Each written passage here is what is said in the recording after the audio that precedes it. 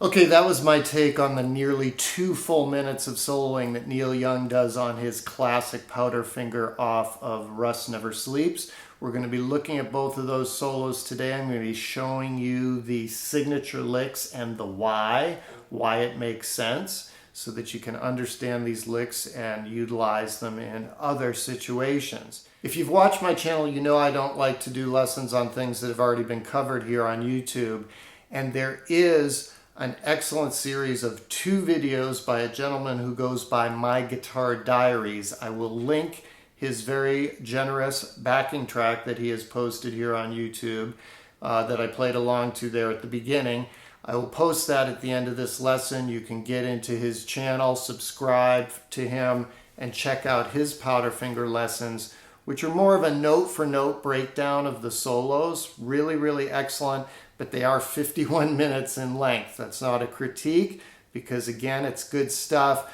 I'm going to try to do it a lot quicker here today, and again, focus more on why Neil is playing some of these signature licks. Okay, so not going to spend a lot of time on things that you should know already. You should know a G chord, a C chord, a D chord, and a B minor chord. That's the extent of the chords in this song. And then the signature lick at the end of each verse is over the D chord. It's F sharp, E, D, B, slide to E, D, B, C chord, G chord. So again,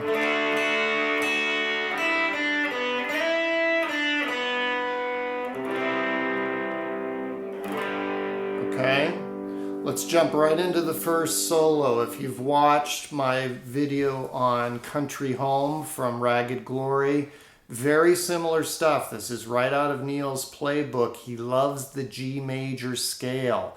This isn't complicated theory, folks. The G major scale is the same as the E minor scale. You should know that G major is related to E minor being the relative minor of G major. So when you're playing up here in your E minor pentatonic scale, that should be pretty comfortable for you. We'll know that's the same notes as the G major pentatonic scale, and to get from the G major pentatonic scale to the G major scale, all we're doing is adding 2 notes. And the beauty of those 2 notes is how much they make sense in this song. So again, we're up here at the 12th position. That would be the G major pentatonic, 5 notes. I played the G twice, so 6 notes, right? But you add the 2 notes of the F sharp and the C, and you get the G major scale. That's it. Could not be easier. Now, why is that important for this song? Well, F sharp is the major third of a D chord. It's also the 5 of a B minor chord, right? So it makes perfect sense in the context of this song. Why does the C make perfect sense? Well, we just talked about how in the verse, G, C is basically the chord progression. So we have a C chord, and we have 2 chords that prominently feature an F sharp. So that's why this scale makes so much sense.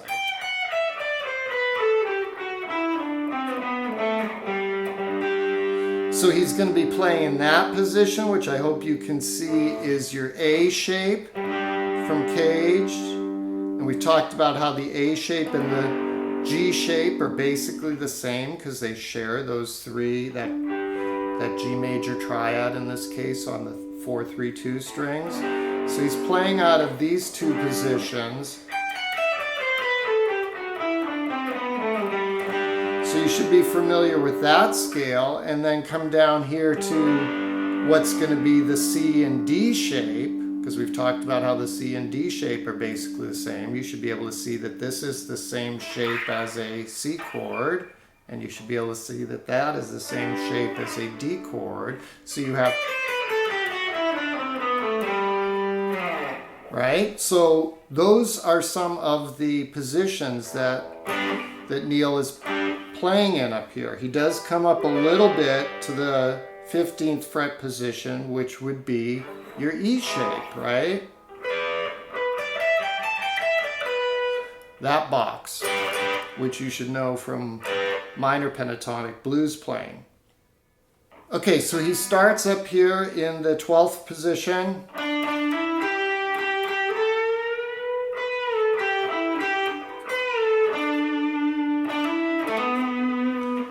Really easy. I mean, these are actually pentatonic notes. We haven't hit that C note or the F sharp note yet. So we're just back and forth between 12 and 14. We're bending 14 on the 3rd string. There's a bend and relief that goes like that. Some hammer-ons. Not going to spend a lot of time on some of these easier licks. It next goes, again, still pentatonic. He comes up here to 16. And then here's the first thing I would consider kind of a signature lick. It's just beautiful. This whole solo is one of Neil's most melodic. A lot of people malign Neil's lead playing by saying that it's just sloppy and chaotic and screechy and stuff like that. I'm sorry. He can be an extremely melodic, beautiful player as he is in this song. So that's just a singing lick there between 15 and 17, hammer on, pull off on the 2nd string. And then the next signature lick is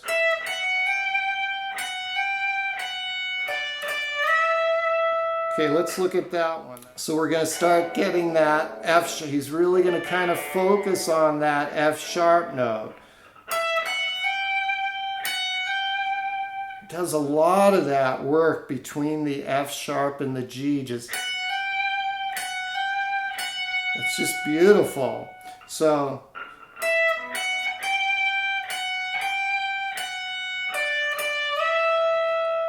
sliding from the D to the E. Just coming back, E, G, F sharp, D. And here's where he does those killer double stops. And that's just beautiful. What is it? Why does that make sense?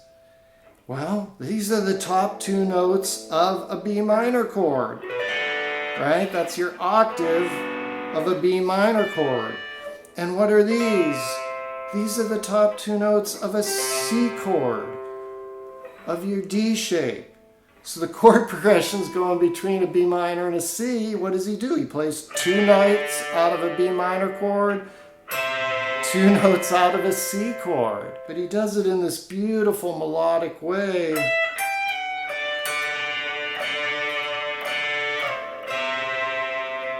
It's just wonderful.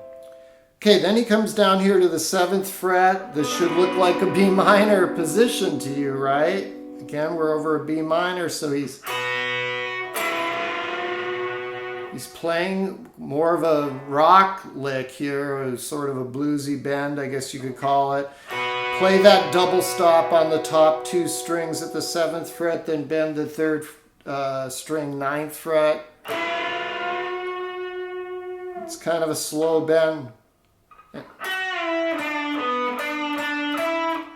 And then you release it. So that's just cool, and I already showed you how the G major scale lives right in there and shares those notes. So he's still in the G major scale, they just happen to share notes with the B minor pentatonic bluesy kind of licks. And then he just goes.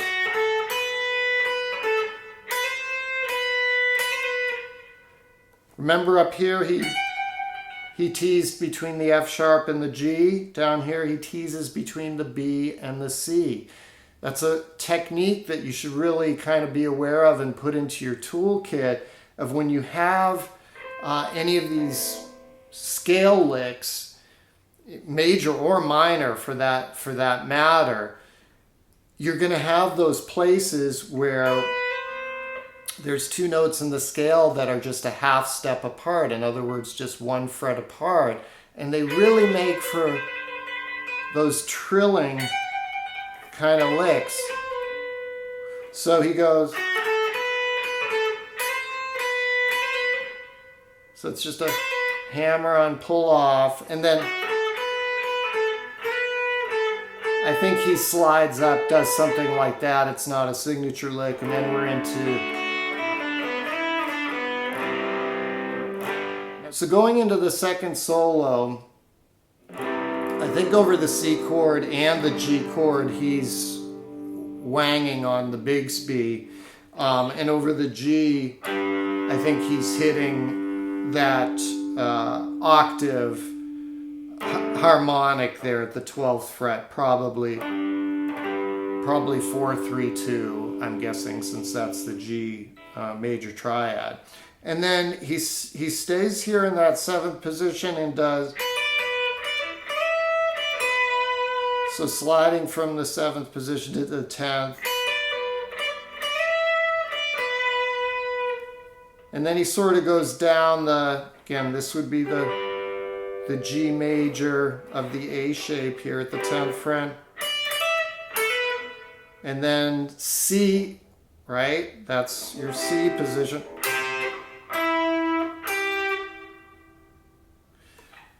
So again,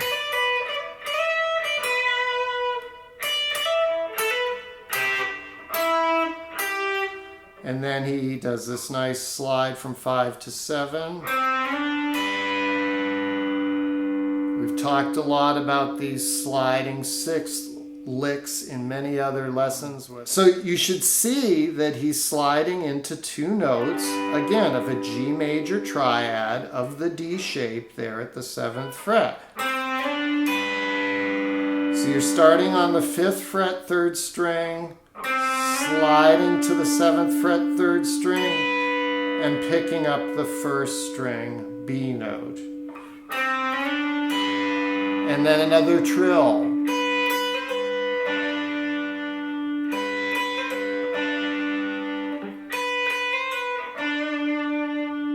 Beautiful. And then he just sort of walks up a little bit before the next lick, which starts with another trill. And he's sort of playing an open E string in between these, but walking down. It's a little fast, it's a little messy, but basically the trill and then I don't know if he plays the 2nd string open or not, but definitely the 1st string.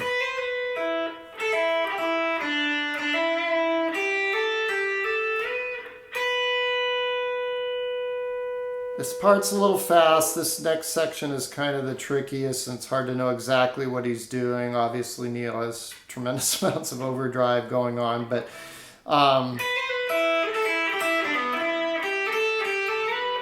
if you hit any of those notes, you're going to be good. Remember, it's the scale, right? C, B, A, G, D, E, G, A, G, B, B, and then he does this muted. This is one of my favorites of the signature licks. We're back here at the 7th position, 3rd string, 7th fret. So back between 7 and 9 on 3 and 4, muted.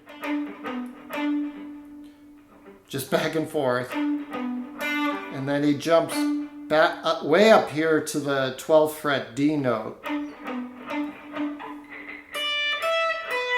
before resolving it 10, 12, 12, 10, 12 on 1 and 12 on the 2nd string. So it's really beautiful. And okay, then we're going to go back into the similar thing in the first solo. So 12, 15, 17, and then 14, 15 on the first. We're going to be just going back again between those, and 17 on the second string, and he does one little before finally going.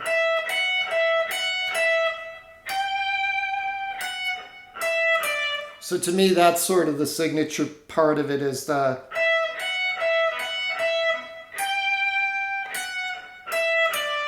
because that leads right back into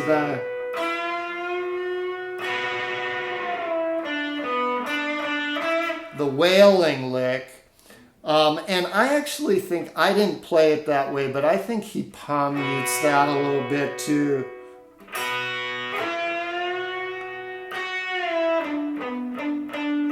You know, something like that. And then he just sort of noodles on that 7th, 9th frets between 3 and 4. In that box, it's just some noodling. And then he does the wailing lick again before the final resolution.